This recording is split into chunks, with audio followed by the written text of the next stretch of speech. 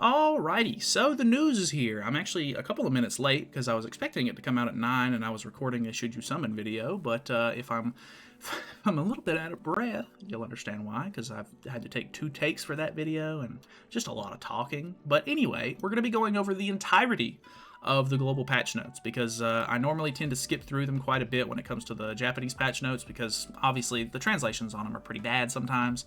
So I'm just going to kind of be going through it, giving my opinions on everything, just talking about it in general because I like to know everything that happens in a patch note. So obviously if that's not for you, you can skip through some of it. I understand. It's just me talking. So yeah, I get it.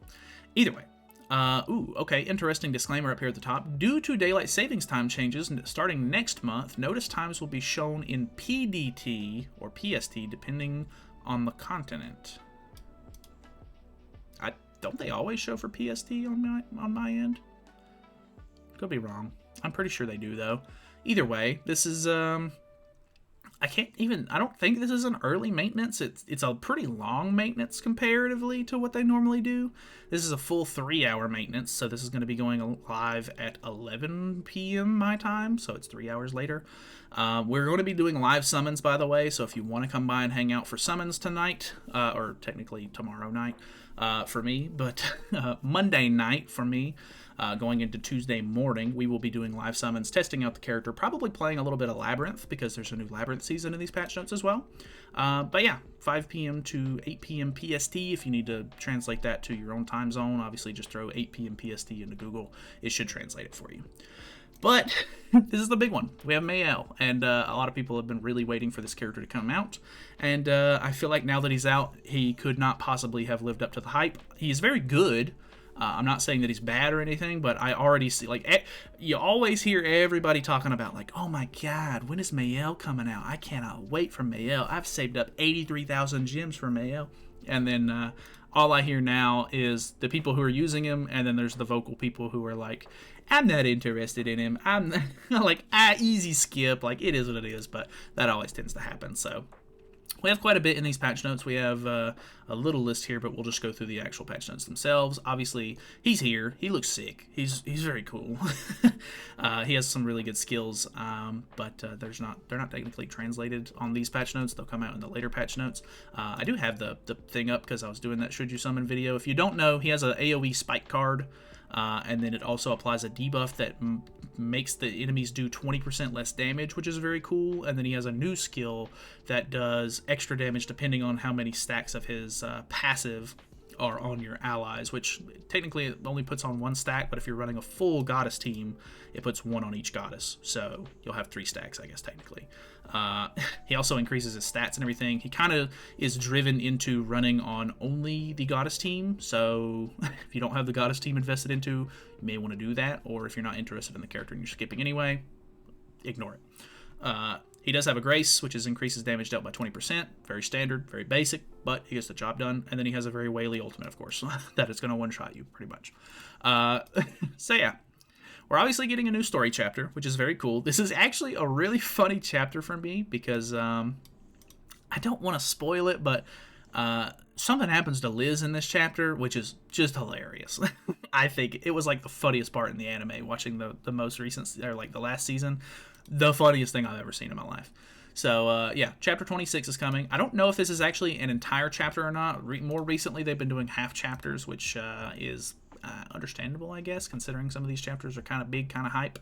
But cool chapter, nonetheless. We're getting a new one, so that should be free gems for completing the last chapter, hopefully. And obviously just free rewards in general from beating the stuff in the new chapter.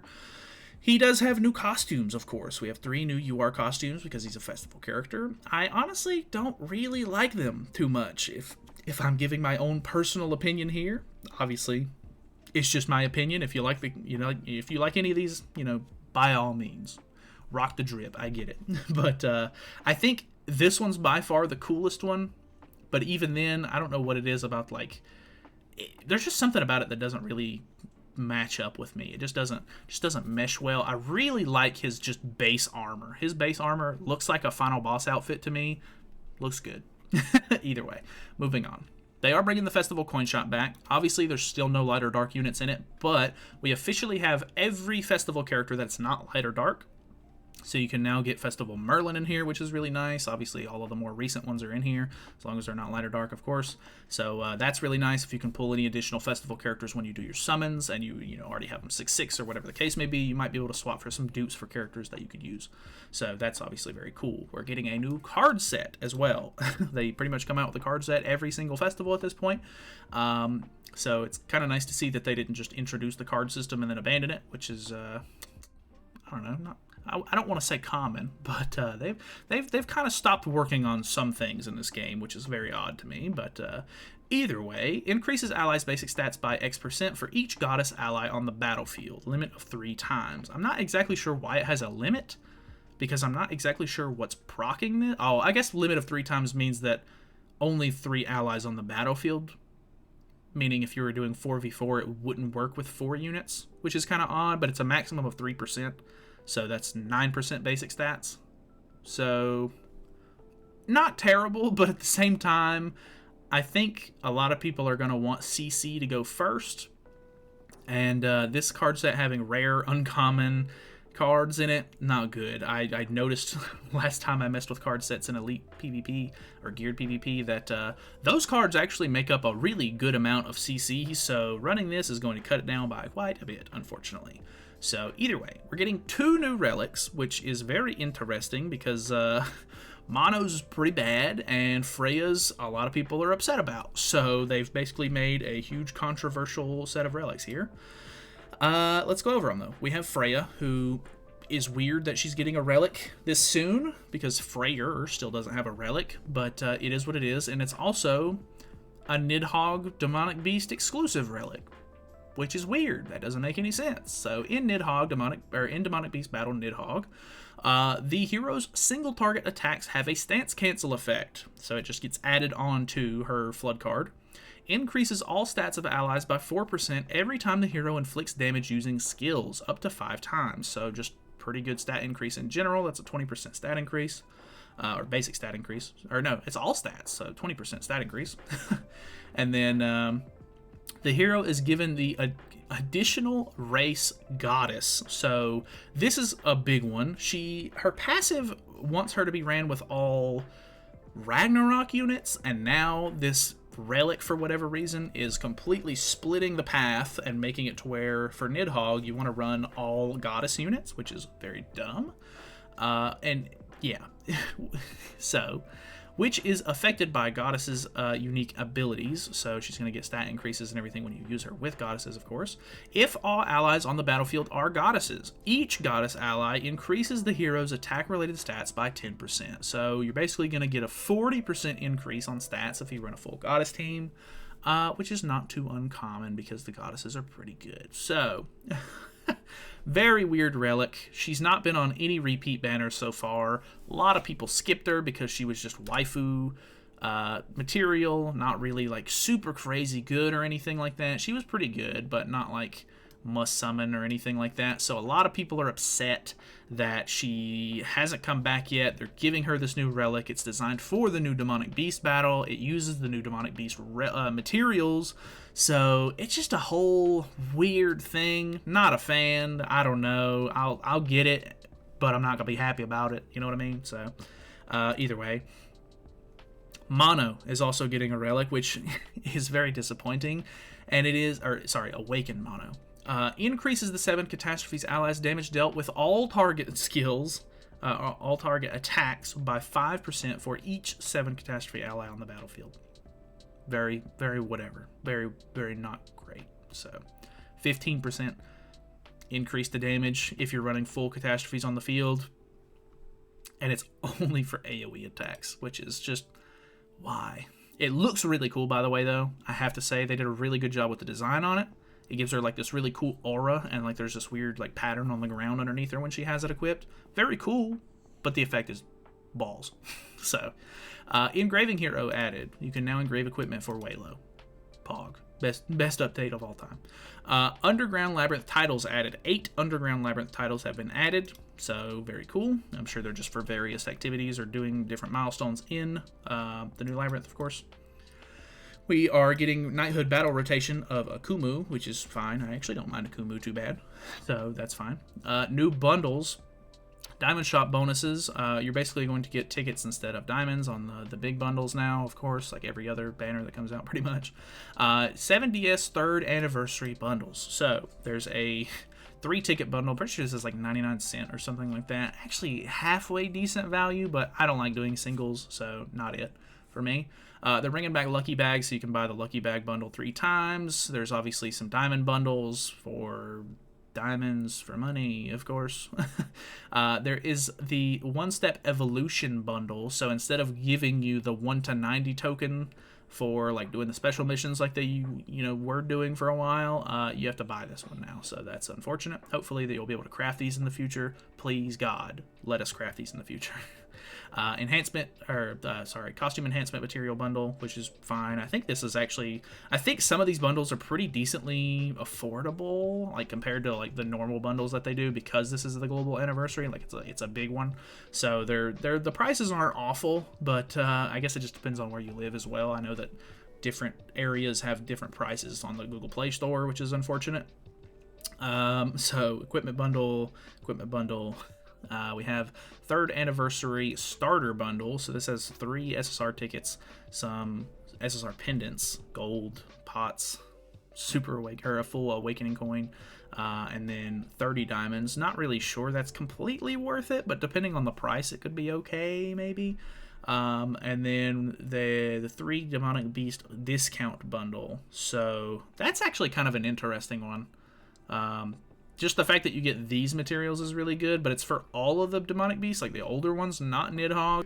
And I think if you're an end game player, you probably already have most of the relics done for the first 2, and then the dogs don't have that many great relics, I guess. I don't know. It's just, that's a weird bundle to me, but either way. New regular bundle. They're adding this one back, which is actually kind of nice. I kind of like this one.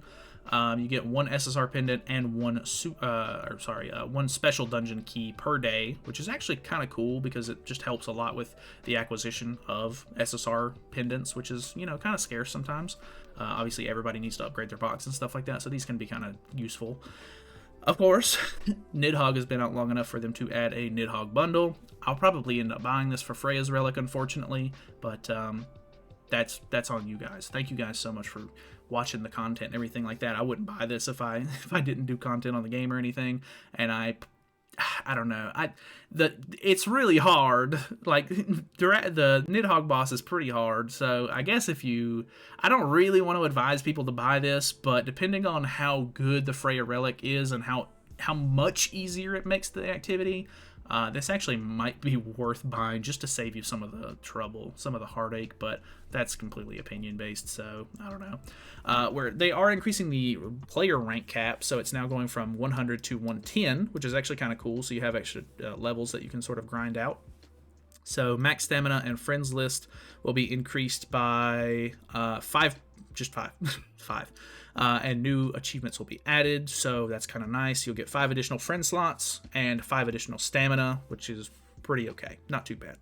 And then we also have equipment engraving improvements. This one's actually big. I didn't realize what was happening in this like little picture right here when they showed it off on the JP patch notes, but basically you can engrave the equipment from the equipment screen now. You don't have to click engrave and you have to walk over to Merlin and then it auto-fills some of the stuff for you.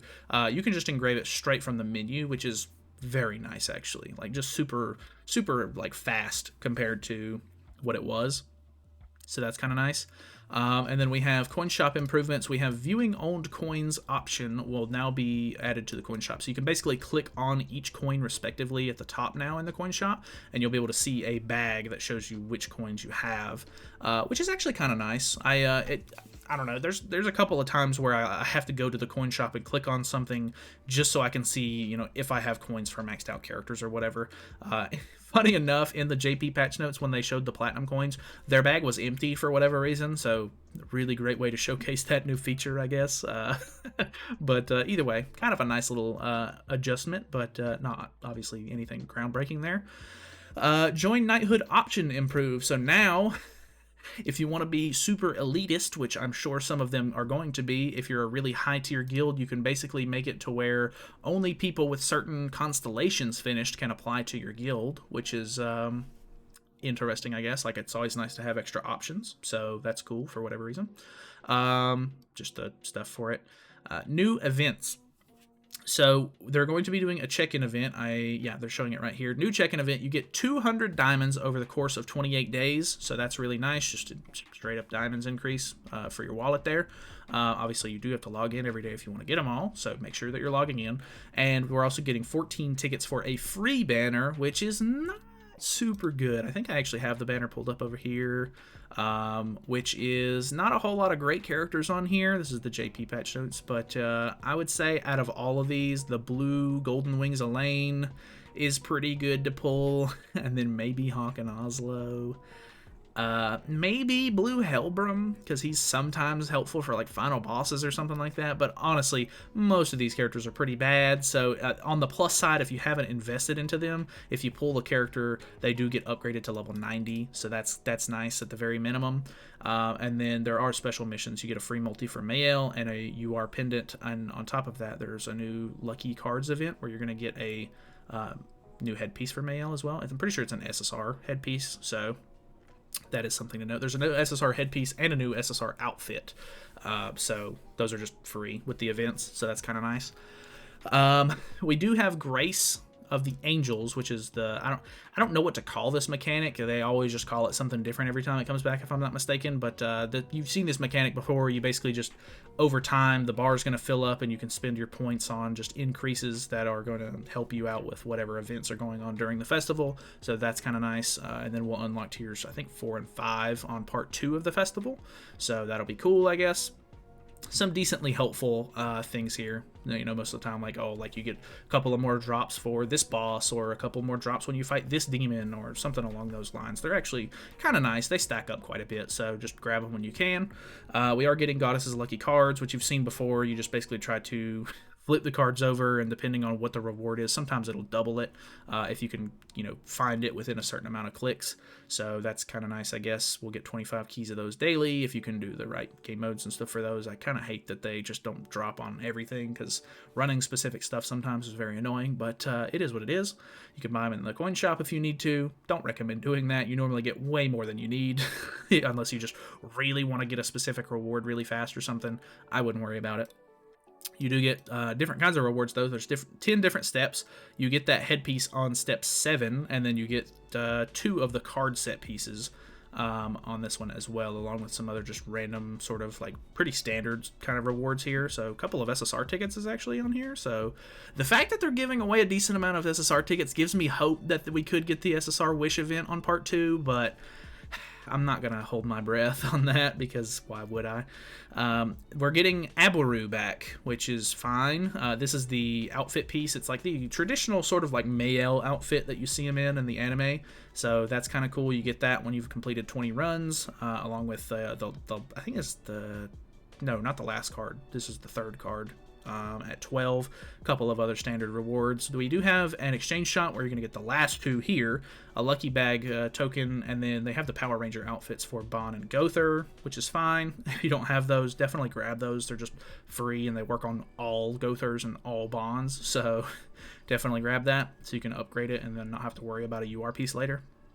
SSR coins, SSR coins, Super Awakening coins, a couple of SSR pendants, and some other just regular kind of rewards there. Nothing too crazy.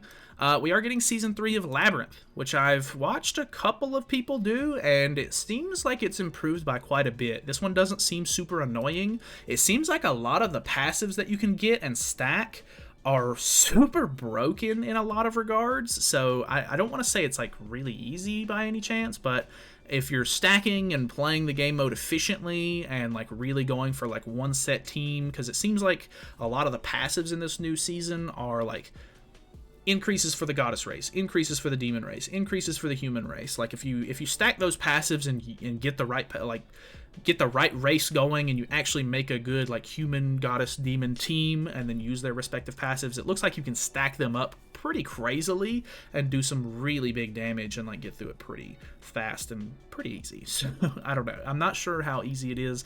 I'll have to obviously mess with it a little bit, which we'll mess with it some on stream tonight, but or tomorrow night.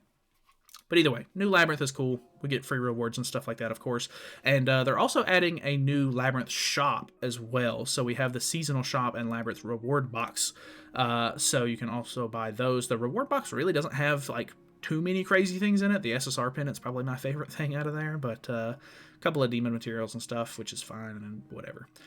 But the exchange shop itself, you can buy 10 diamonds out of, which is cool. There is a UR card in here, so that's kind of nice to have. 3 SSR pendants, 100 anvils, 5 hammers, 3 SA coins. So there's some pretty decent stuff. The whole idea here is I'm assuming they want you to run the Labyrinth multiple times, because even running it one time and getting completely 100% way through the depths, which is what you go to after you beat the main 3 floors, I think it'll only give you enough to get like the card and like maybe 1 or 2 other things. So they want you to run it multiple times, which is kind of okay, because I do like Labyrinth. I think it's a fun game mode, but I guess it just depends on how tedious and annoying it ends up getting.